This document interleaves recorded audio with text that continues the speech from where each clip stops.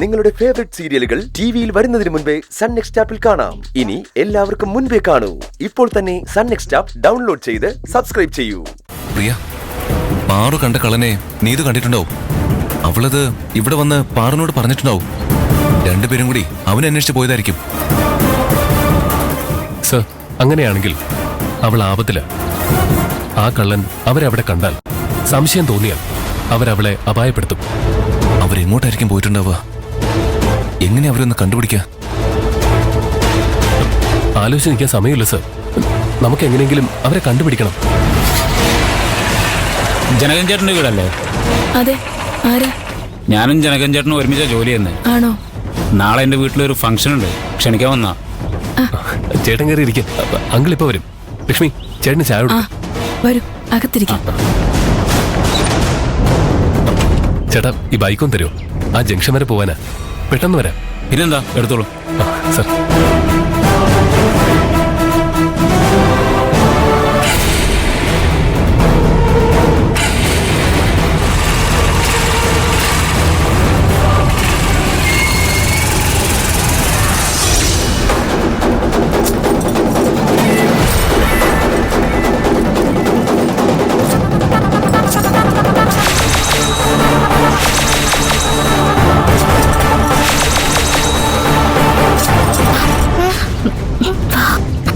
നിങ്ങൾ രണ്ടുപേരും രണ്ടു വഴിക്ക് വെക്കോ. ഞാൻ ഇവനെയും കൊണ്ട് വെക്കോളാം. ആളുകൾ കണ്ടാലേ സംശയമാവും. വാടാ.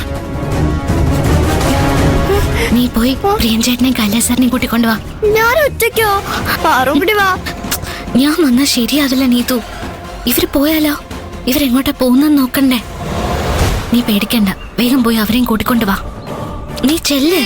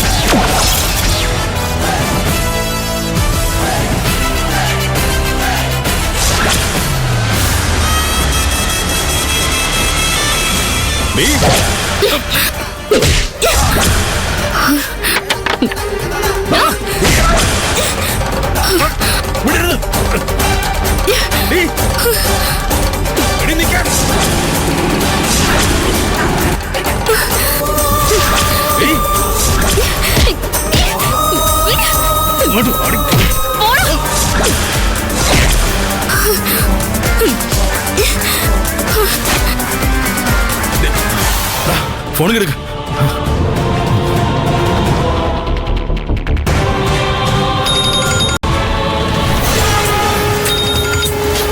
Hello. Hello sir.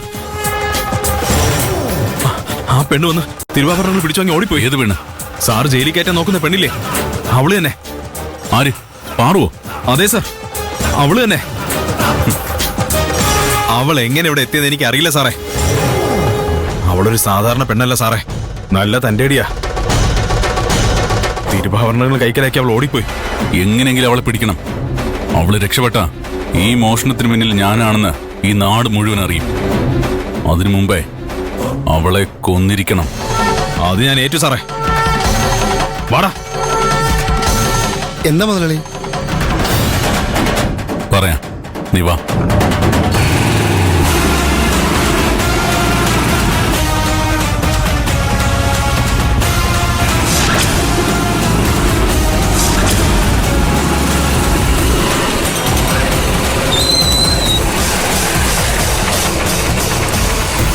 Parvathi, Parvathi. Sir, ഇനി ബൈക്ക് അങ്ങോട്ട് പോവില്ല. ബൈക്ക് വേണ്ട, നമുക്ക് ഈ വഴി പോയി നോക്കാം. പാറു, പാർവതി, പാറു.